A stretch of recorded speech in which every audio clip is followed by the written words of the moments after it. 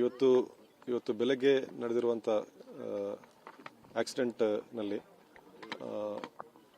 5 ಮೃತದೇಹಗಳು ನಮಗೆ ಬಸ್ಸಿನಿಂದ ರಿಕವರಿ ಆಗಿದೆ ಮತ್ತು ಒಂದು ಮೃತದೇಹ ಲಾರಿ ಡ್ರೈವರ್ದು.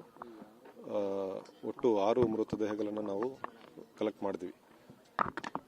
ಈ ಬಸ್ನಲ್ಲಿ ಪ್ರಯಾಣಿಸ್ತಿರುವಂಥ ಪ್ರಯಾಣಿಕರಲ್ಲಿ ನಮಗೆ ಬಿಂದು ಮತ್ತು ಬಿಂದು ಅವರ ಮಗು ಗ್ರೇಯ, ಮಾನಸ, ನವ್ಯ ಮತ್ತು ರಶ್ಮಿ, ಇವರು 4 ಜನ ಪ್ಲಸ್ ಮಗು ಗ್ರೇಯ.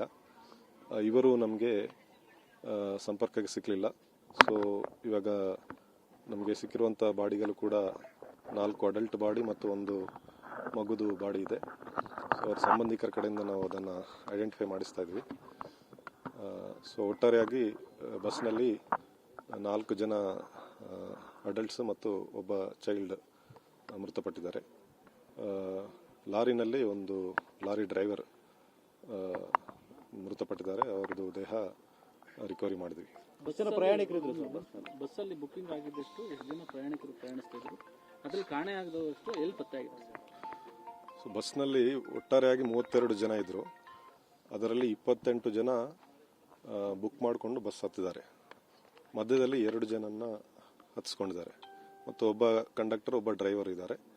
ಈ ಮಗುದು ಡೀಟೇಲ್ಸ್ ಬುಕಿಂಗ್ ಡೀಟೇಲ್ಸ್ ಅಲ್ಲಿ ಇಲ್ಲ. ಗ್ರೇಯ ಮದರ್ ಜೊತೆ ಇದ್ದಾರೆ, ಅವರದ್ದು ಡೀಟೇಲ್ಸ್ ಇಲ್ಲ. ಸೊ ಡ್ರೈವರ್ ಮತ್ತು ಕಂಡಕ್ಟರ್ ಇಬ್ಬರು ಬದುಕೊಂಡಿದ್ದಾರೆ ಸರ್? ಡ್ರೈವರ್ ಕಂಡಕ್ಟರ್ ಇಬ್ಬರು ಸರ್ವೈವ್ ಆಗಿದ್ದಾರೆ. ಈಗ ಒಬ್ಬರು ಬುಕ್ ಮಾಡಿದವರು ಬಸ್ ಇರಲಿಲ್ಲ ಅಂತ ಒಂದು ಮಾಹಿತಿ ಇದೆ. 29 ಹೌದು, ಒಬ್ಬರು ಬುಕ್ ಮಾಡಿ ಅವರು ಬಸ್ ಹತ್ತಲಿಲ್ಲ, ಅವ್ರದ್ದು ನಾವು ಕೌಂಟ್ ಮಾಡಿಲ್ಲ.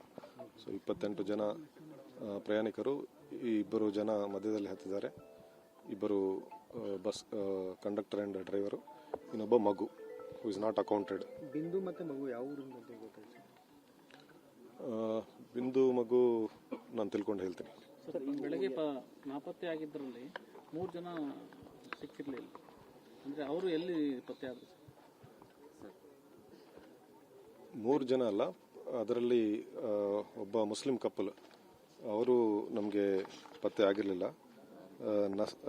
ಮಸ್ರತ್ ಉನ್ನೀಸಾ ಮತ್ತು ಸೈಯದ್ ಜಮೀರ್ ಗೌಸ್, ಇವರಿಬ್ಬರು ಕೂಡ ನಮಗೆ ಪತ್ತೆ ಆಗಿರಲಿಲ್ಲ. ಅವರು ಐಡೆಂಟಿಫೈ ಆಗಿದ್ದಾರೆ. ಶಿರಾ ಕಡೆ ಹೋಗಿದ್ದಾರೆ ಅಂತ ಹೇಳ್ತಾರೆ ಅವರು. ಈಗ ಎಲ್ಲಿ ಶಿಫ್ಟ್ ಆಗಿದ್ದಾರೆ ಅದು ನಾನು ಫರ್ದರ್ ಹೇಳ್ತೀನಿ. ಬಟ್ ಅವರಿಬ್ಬರು ಸೇಫ್ ಆಗಿದ್ದಾರೆ, ಅವ್ರಿಗೇನು ಆಗಿಲ್ಲ. ಬೆಳಗ್ಗೆ ಚಿತ್ರದುರ್ಗ ಶವಗಾರ ತಂದಿರುವಂತಹ ಮೃತದೇಹಗಳ ಪೈಕಿ ಎಲ್ಲವೂ ಕೂಡ ಗುರುತು ಪತ್ತೆ ಆಗಿದೆ. DNA ಪರೀಕ್ಷೆ ಅನಿವಾರ್ಯನಾ? ಬಿಂದು ಮತ್ತು ಮಗುದು ಮೃತದೇಹ ಪತ್ತೆ ಆಗಿದೆ. ಬಟ್ ನವ್ಯ ಮತ್ತು ಮಾನಸ ಅವರು 2 ಮೃತದೇಹಗಳಿದೆ. ಸಂಬಂಧಿಕರು ಸ್ವಲ್ಪ ಕನ್ಫ್ಯೂಷನಲ್ಲಿದ್ದಾರೆ. ಯಾಕೆ ಅಂದರೆ ಅವರಿಬ್ಬರು ಫ್ರೆಂಡ್ಸ್ ಇದ್ದಾರೆ. ಅವರು ಒಬ್ಬರೊಬ್ಬರು ಚೈನ್ ಎಕ್ಸ್ಚೇಂಜ್ ಮಾಡ್ಕೊಳ್ಳುವಂಥ ಇದು ಮಾಡ್ತಾರಂತ ಹೇಳ್ತಾರೆ. ಸೊ ಚೈನಿಂದ ಎಕ್ಸಾಕ್ಟ್ಲಿ ಪರ್ಸನ್ ಐಡೆಂಟಿಫೈ ಮಾಡೋದು ಕಷ್ಟ ಅಂತ ಅವ್ರು ಹೇಳ್ತಾರೆ. ಇನ್ನೊಬ್ಬರು ರಶ್ಮಿ, ಅವರ ಪೇರೆಂಟ್ಸ್ ಕೂಡ ಬಂದಿದ್ದಾರೆ. ಅವ್ರದ್ದು ಕೂಡ ಚೈನ್ ಫೋಟೋಸ್ ತಗೊಂಡು ಮನೆಯಲ್ಲಿ ಅವರು ವಿಚಾರಣೆ ಮಾಡ್ತಾ ಇದ್ದಾರೆ. ಅದಾದ ನಂತರ ಎಲ್ಲ ಮೃತದೇಹಗಳು ಪತ್ತೆ ಆಗುತ್ತೆ.